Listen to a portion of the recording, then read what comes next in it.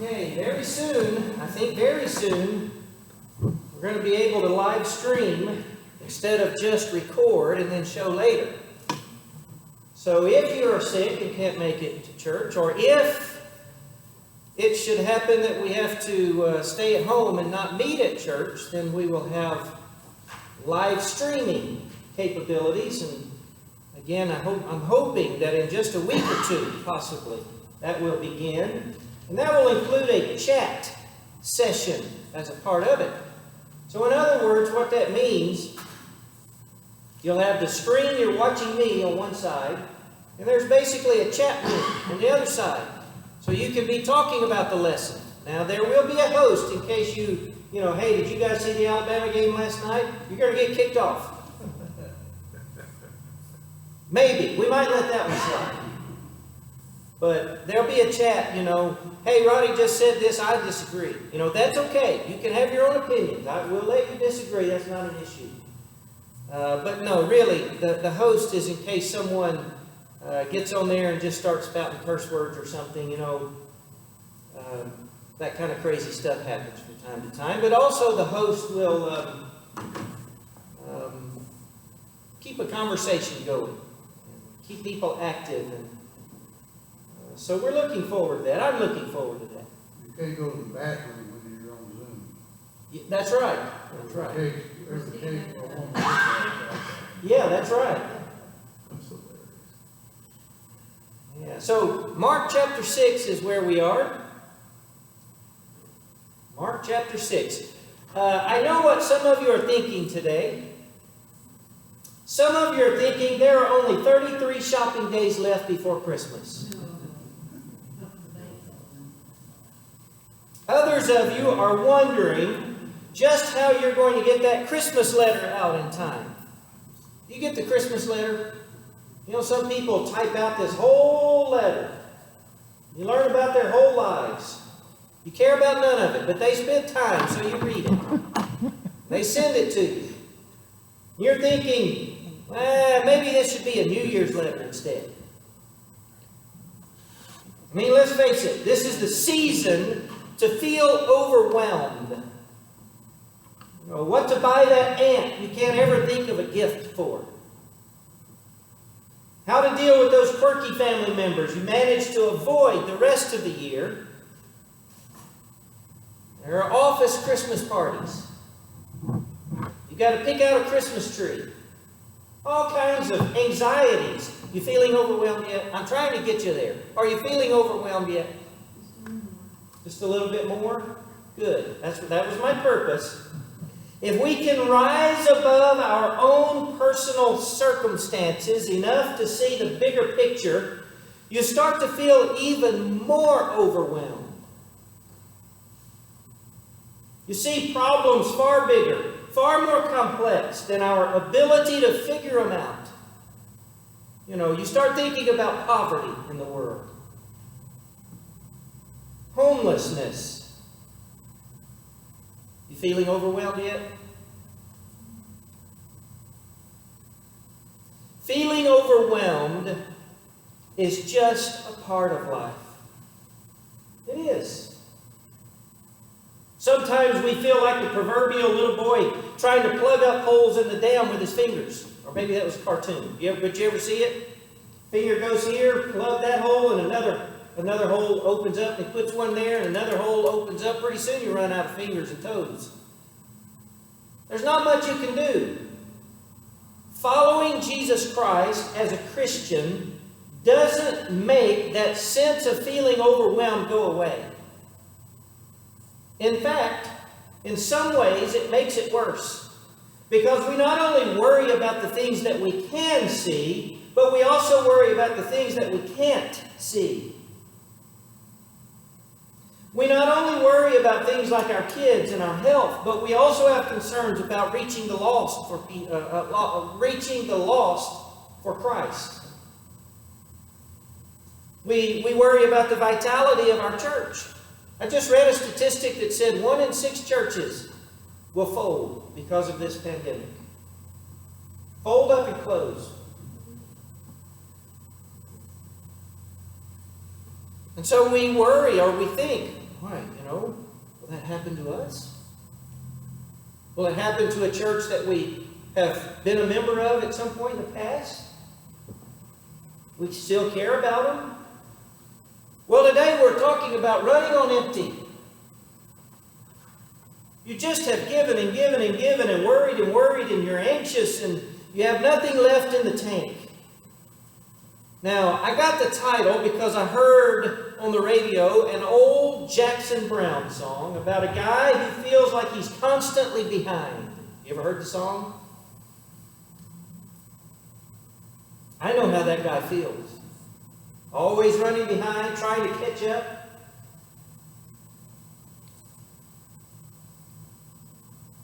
Today we're looking at a situation where some of Jesus' followers just feel overwhelmed.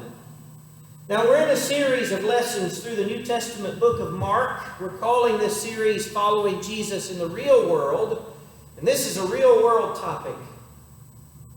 We're going to find some principles to relate to when we're running on empty. So number one, let's start with verse 31. This was I believe the end of last week's. No. Last week we ended up at 29. Verse 30. No, we ended verse 30. The apostles came back to Jesus. Remember we sent them out on the limited commission last week? 2 by 2. They had the same gifts as Jesus did, or at least many of them, and they went out and they did a lot, and they came back. Verse 30 says the apostles returned to Jesus and told him all the things they had done and taught. Look at verse 31. And he said, "Come away by yourselves to a desolate place and rest a while." For many were coming and going. They had no leisure even to eat. They're running on empty. They've given and given and given and given. They've been out doing ministry and doing great things for the Lord. 2 weeks ago we talked about how Jesus sent his 12 apostles on that special ministry assignment. Jesus gave his 12 apostles authority and sent them out to the towns and the villages, and this was part of their training. It's getting them ready for the future. He sent them out and he prepared them for the time when he would ascend into heaven, and they will be sent out for good on their own. Not on their own, but he'll send them out for good. In essence, he gave them the keys to the car and said, "Here, take it for a test drive." Now, Mark's comment about people coming and going, it's not on the screen, but verse 31 says, many people were coming and going. Is that what your translation says? Mm-hmm. There were a lot of people coming and going. Makes it sound like Walmart the day after Thanksgiving. Or the day after Black Friday. Jesus invites his followers, those that have trusted in him, to leave the crowds. That's the part that I have on the screen. Come with me by yourselves to a quiet place and get some rest. That Greek word for quiet place literally is desert place. Come with me out into the desert. The desert had strong associations for the Jewish people. When we think desert, what do we think of? Sand. Sand. What else? Heat. Sunny. When they think desert, they think theology. And they think about what God has done for his people out in the desert from time to time. They encountered God in the desert in the book of Exodus. They were tested and tempted in the desert. In Jewish thought, the desert was a place of proving. It was a place of testing. But it was also a place of renewal and restoration. The desert was a place you went on a journey. How long was their journey in the desert? 40 days. 40 years. Sorry. Yeah, 40 years. There probably was a few 40-day journeys, but Jesus's was. Yeah. But 40 years they were tested and they were renewed, and restoration took place in the desert. So he calls his followers away from the crowd, where it says the crowd is coming and going. They go out into the desert where there is no one. Jesus is reminding us that the essence of being a Christian, it isn't doing stuff for Jesus. That's not the core. That's not the essence. It isn't ministry. That's a byproduct. What is the core? What is the essence of being a Christian? Love. Love. Good. Ministry. At its core, it is the relationship with Jesus. So Jesus says, okay, we've been out ministering, we've been out doing good, we've been out loving people, we've been out doing all of that stuff, but right now I need you to come with me out into the desert and let's focus on our relationship. Let's get some quiet, some rest. Never forget that is at itself the very core, the nucleus, the relationship with Jesus. And Jesus is inviting them just to come out into the desert, just hang out with me for a while. Just let down your guard. You don't have to act. You don't have to simply, or you don't have to put on a show. You just have to simply exist. And let's just focus on the relationship between you and I. Now, their time of ministry was very effective. But right now, they need to disassociate from it. They need to get away from it. They need to rest. They're feeling overwhelmed by the chaos, the coming, the going of the crowd. So the first principle, when we're running on empty, follow Jesus. But in doing so, sometimes you will feel overwhelmed. Sometimes I feel like the mythical figure Atlas. What did Atlas do? Held up the world. He had the whole world on his shoulder or his back. Greek mythology. He carried the world on his shoulders. We carry the burdens of our friends and our family and our community and our nation. Sometimes it can crush you beneath the weight. I feel that way sometimes. Do you? You don't have to. You don't have to, but we do. No, well, I'm saying you don't have to carry those burdens. Yeah, you don't have to feel the burdens. I look at the task of sharing the good news of Jesus with every nation and every language, just fulfilling the Great Commission. I think about the sheer size of that task. I look at my unchurched friends and family. They haven't yet established a relationship with Jesus, and I feel a burden. I feel responsible. As a preacher, I look at the needs of a church, our church. And even churches I've been with in the past, I still feel a burden, a need for them. I look at people in the community and I feel a responsibility for them. I'm more of a doer than a beer. I'm more about getting out there and doing ministry than just being with Jesus Christ. And going out into the desert and being with Him. But when we feel overwhelmed as Christians, it's time to get back to the essence of what Jesus is all about. It's time to just be with Him.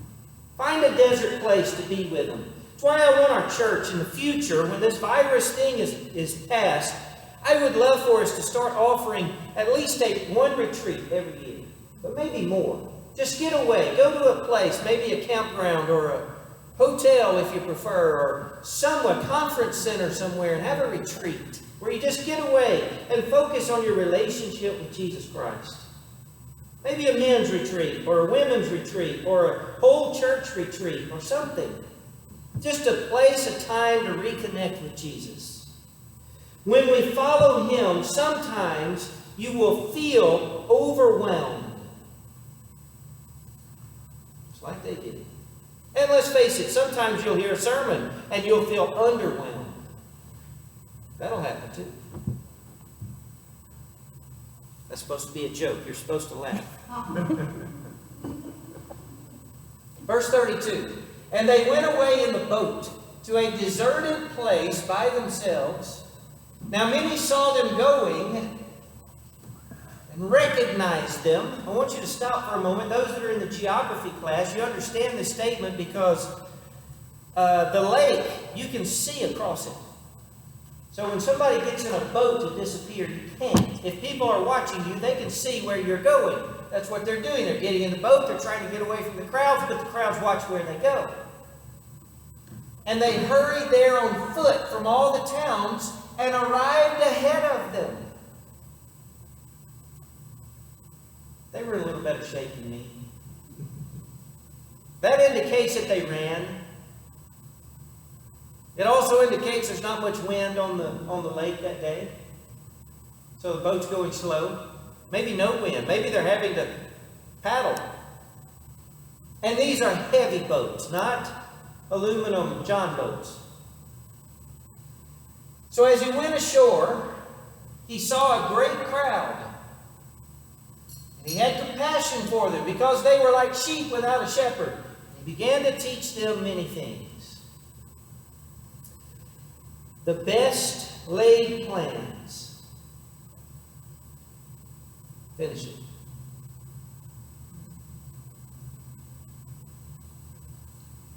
Do you read literature?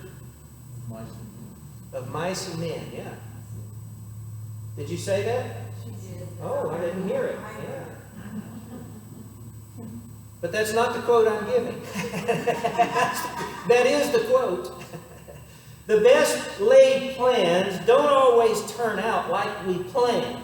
You can quote me on that. Roddy, Tate, 2020. There you go. The best laid plans don't always turn out like we plan. The crowd catches on to what Jesus and his disciples are doing, what they're up to, and they do in football what's known as an end around. And they start running all the way around. And when Jesus and his disciples get there to this isolated, lonely, deserted place, it's not so isolated and lonely. It's a great crowd that meets them. It's like a commercial I used to see on TV about a father taking his son to a very special, very secret fishing hole. The father and the son pack up their fishing gear and start hiking through the woods. And when they get there, oh, it's elbow to elbow. People everywhere. So much for the secret fishing hole. I can feel for Jesus. They're exhausted. They're trying to get away. They are overwhelmed in ministry, in doing good.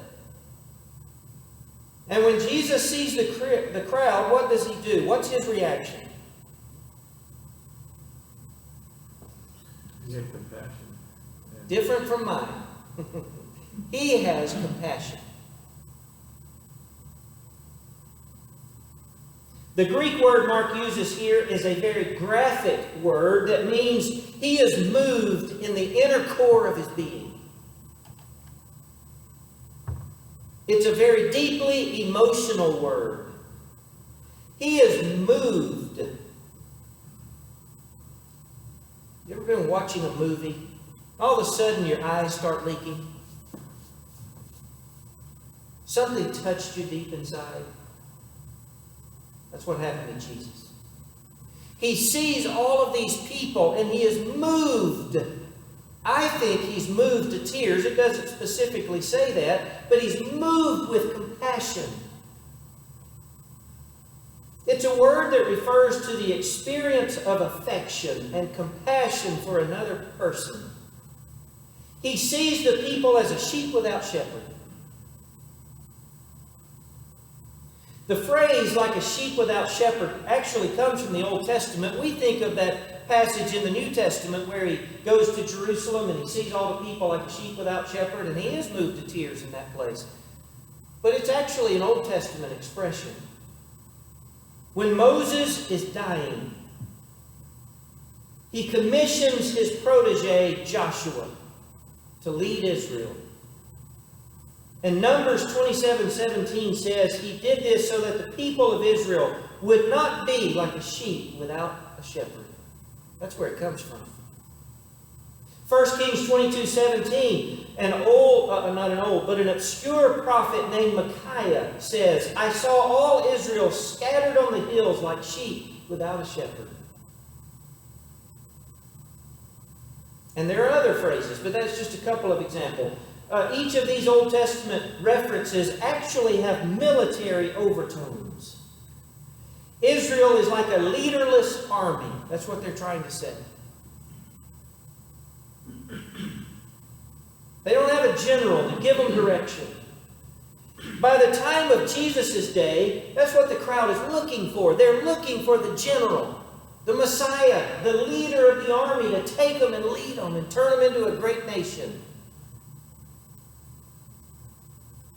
A charismatic military leader who would mobilize them in ridding themselves of the Roman army and Roman tyranny.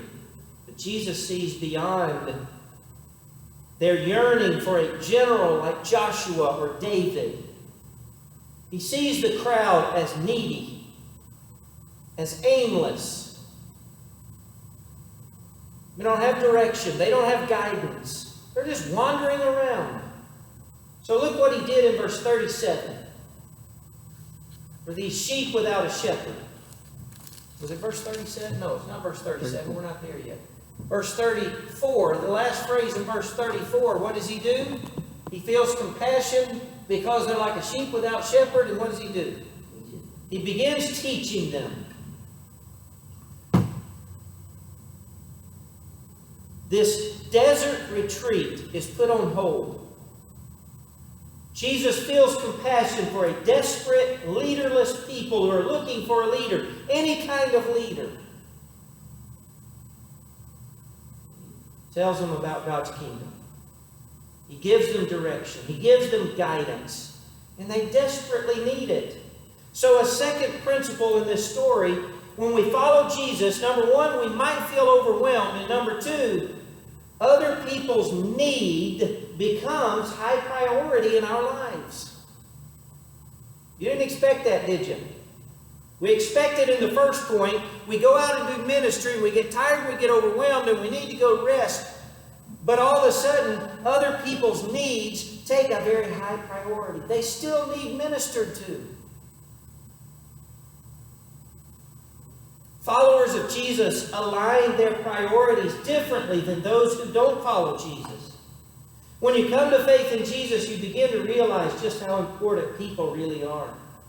You begin to realize what Christian author C.S. Lewis meant when he said, "You've never met a mere mortal." Anybody read C.S. Lewis? He says, "You've never met a mere mortal." What does that mean?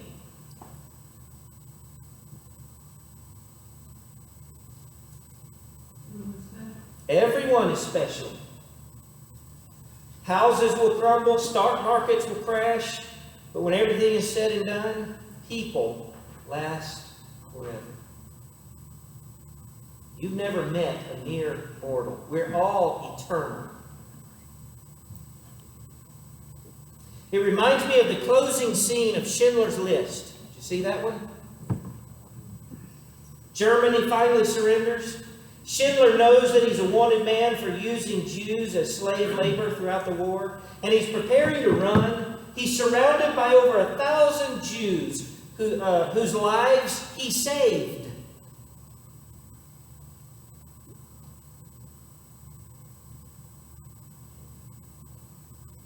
Jesus finds himself just surrounded by people that he cares deeply for. Look at verse 35. When it grew late, his disciples came to him and said, "This is a deserted place, and the hour is now very late. Send them away so that they may go into the surrounding country and villages and buy something for themselves to eat." But he answered them, "You give them something to eat." If you haven't underlined that, circled that, you need to. You give them something to eat. They said to him, "Are we to go and buy 200 denarii worth of bread and give it to them to eat?" The sun has gone down. It's getting dark. It's getting late. Jesus' followers, remember, they're running on empty. They're exhausted. People are still coming and going. Ministry still has to take place. They've spent all their energy. They just came back from a missionary trip. They get home, there's so much commotion, they don't even have time to eat. They go out on a retreat, and it's spoiled because of the crowds. So they finally come to Jesus and they say, "Jesus, you've got to send everybody away before the sun goes down." They're ready for a break. They're tired. They're ready for some time, just them and Jesus. Now, they also know there's no Jimmy John's on the corner. Freaky Fresh delivery. They don't have that. This is the Galilean desert. If they wait too long, people are going to start growing faint from dehydration and hunger, and primarily them. And what does Jesus say? Feed them. You feed them. You give them something to eat. It's a telling response. The disciples are saying, "It's not our problem. They're the ones who crashed our party. We came out here to be alone. They followed us. They crashed this party." As they look at the people, they say it would take 8 months of a person's wages to feed all these people.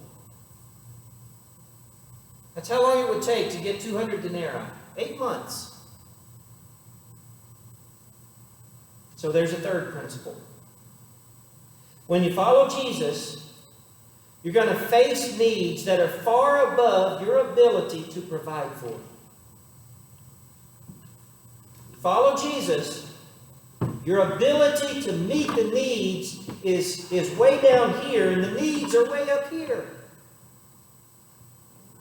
Jesus intentionally brings us into situations where we feel overwhelmed, we feel over our head. What I have seems so insignificant compared to the need that I'm facing. There's a motto among Christians. God will never give us more than we can handle. Baloney. That's a bunch of hooey. Look that up. You look up hooey in the dictionary. It's going to be there. There might be a little bit of truth to that, okay? But this story reminds us we think we can handle this much. God says, "I think you can handle this much." We always come in way too short.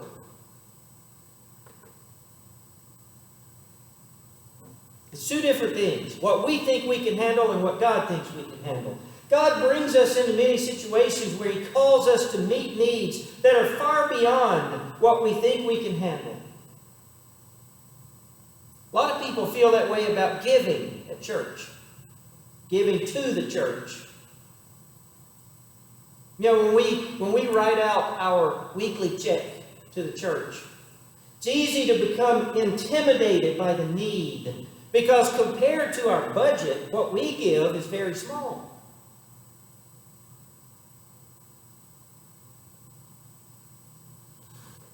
It's tempting to think, well, my contribution seems so small and insignificant.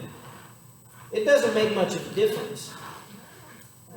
That's probably why the proportion of people who give to church drops the larger a church gets. Did you realize that? The larger a church is, the amount each individual gives drops. A smaller church, the people give far more than a big church. People give individually far less. Studies have proven that time and time and time again. More and more people begin to feel like the disciples did when they see the sheer magnitude of a need, and so you think, well, mine's not much, so let me just make it less. Crazy how we think. Yet when we face an overwhelming need, Jesus sometimes comes to us and says, you feed them. You meet the need. And we look and we can't imagine how what I have is going to even put a dent in this need.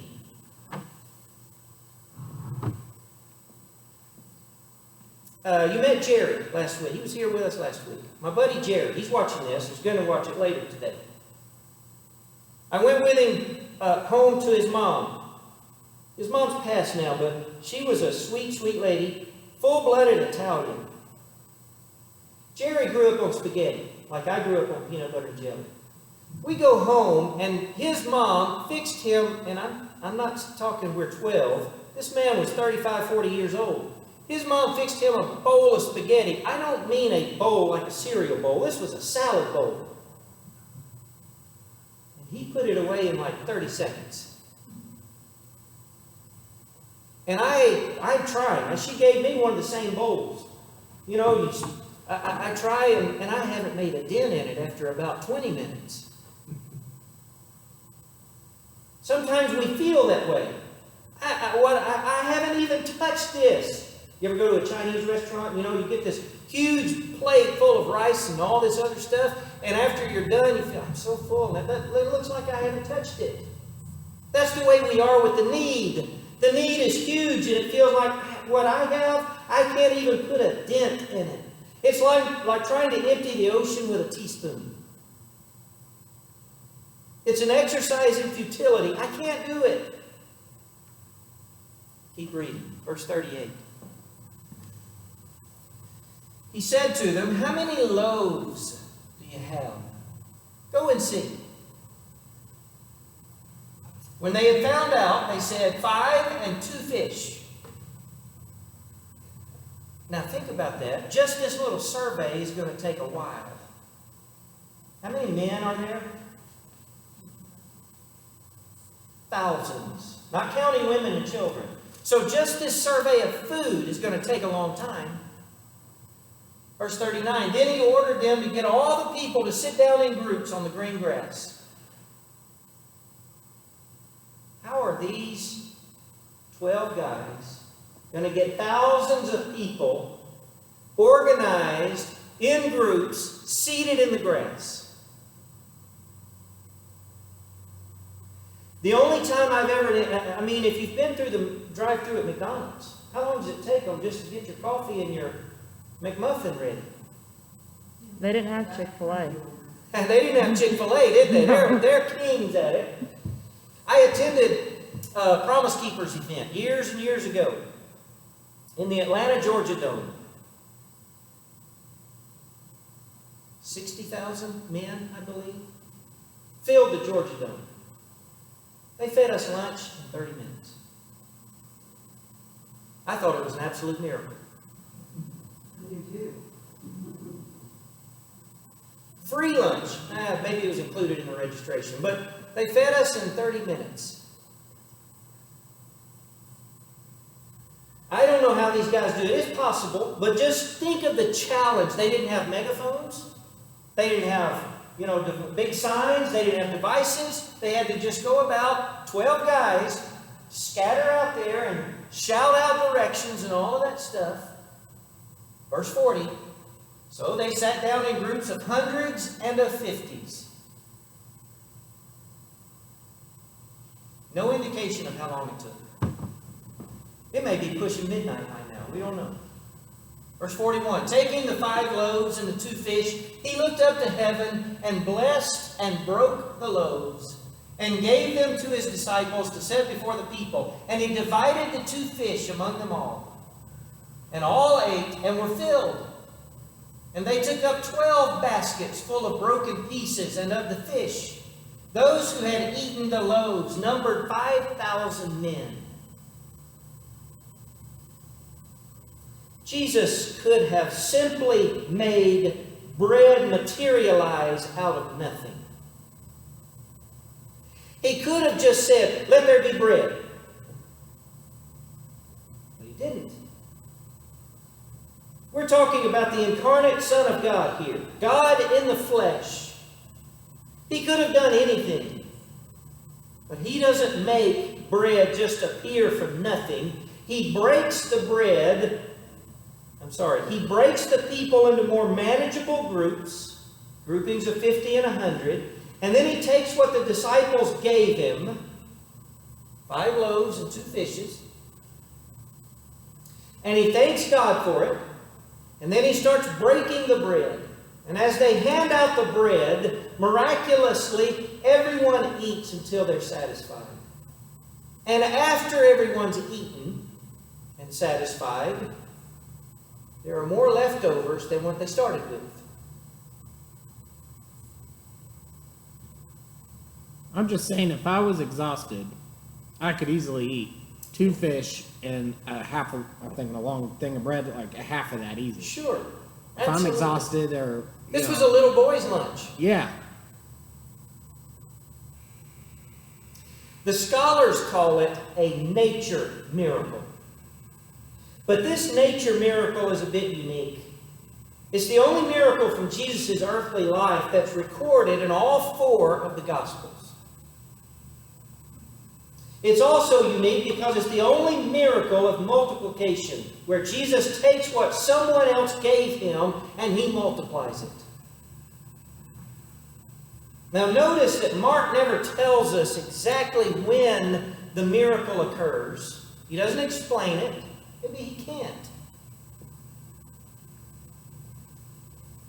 Does it happen when the disciples give the bread and the fish to Jesus? Does it happen when Jesus prays over it? Or not until they begin distributing it? Mark doesn't tell us.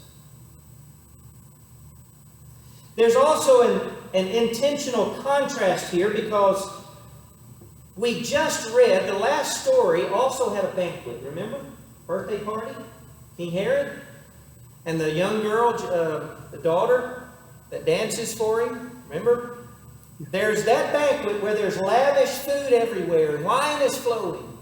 And this story, they're back to back for a reason. It's an intentional contrast between the banquet in the desert and the banquet we talked about last week in the palace. That banquet was only for important and wealthy people in the palace.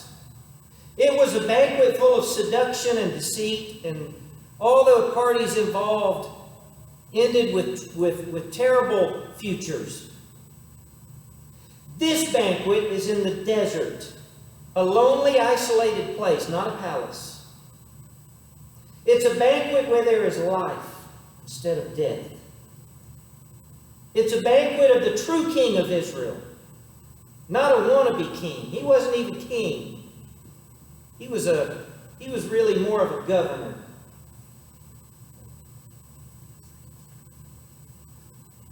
Not a pretender sitting on his throne. This banquet is in the desert. It's reminiscent of Moses miraculously feeding Israel in the wilderness. So the last principle, we only have a couple of minutes left. When we follow Jesus, whatever we give him, he'll multiply. Whatever we give him, he will multiply, far beyond our expectations. They gave Jesus just a few loaves of bread and 2 fish. God multiplied it to feed thousands. And I think Mark purposefully doesn't tell us when the miracle occurs, because when we give what we have to Jesus, the way it multiplies is often mysterious. It doesn't make sense from a human perspective. You can't point to a specific time and place where it multiplied. But when you look at the overall effect of what you gave, you realize the effect was far greater than what you initially gave to Jesus. He multiplies it. You just don't know how. Notice the sequence. The disciples are overwhelmed with a need. Jesus tells them, you meet the need. They give Jesus what little they have. He consecrates it. And He gives them instructions to use what they've given to serve others. Notice that Jesus does not distribute the loaves and the fish.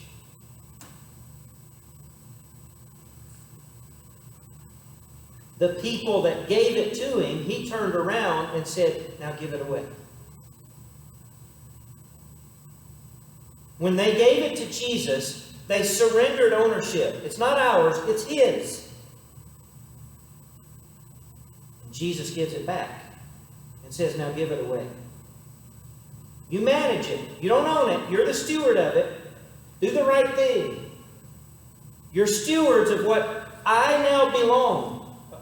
Jesus says, I now own. Jesus says, give it away. And amazingly, turns out to be enough. In fact, it's not just enough. There's leftovers. More than they started with. More than they ever dreamed of. I think the principle still works today. In the face of overwhelming needs, Jesus says, you meet the need. And we start complaining. Oh, what I have isn't nearly enough. I can't do it. I don't have enough. I don't have enough money. I don't have enough time. I don't have enough education. I don't have enough talent. But you give it to Jesus anyway, and He sets it apart. He consecrates it, and He gives it back to you. But instead of keeping it for yourself, you give it away. That's being a good steward. It's a great paradigm shift. We're followers of Christ, and we realize that all we have really belongs to Him. It's not my house, it's His house. It's not my bank account, it's His. It's not my clothes, it's His. It's not my investments, they're His. Just because I'm in possession of them doesn't mean I own them. I've given them to Jesus. I've presented to Him what little I have. It's as if everything I have has been stamped with the phrase, this belongs to Jesus. I'm just a steward. Well, I've gone over. I apologize. Any final thoughts?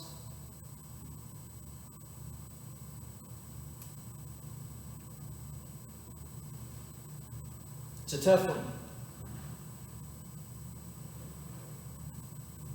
I wonder what the people thought when they kept saying food. Mind blown. They had to notice. They had to notice. Just these little baskets. I like how it mentions He looked up to heaven and blessed and broke the loaves. Yes. He looked up to heaven and blessed it, consecrated it, set it apart. Thank you for being here. Let's have a word of prayer and we'll be dismissed. Father, thank you for the day. Thank you so much for your word. Help us to learn it, but help us to live it. Help us to be it. Thank you for this lesson. In Jesus' name we pray. Amen.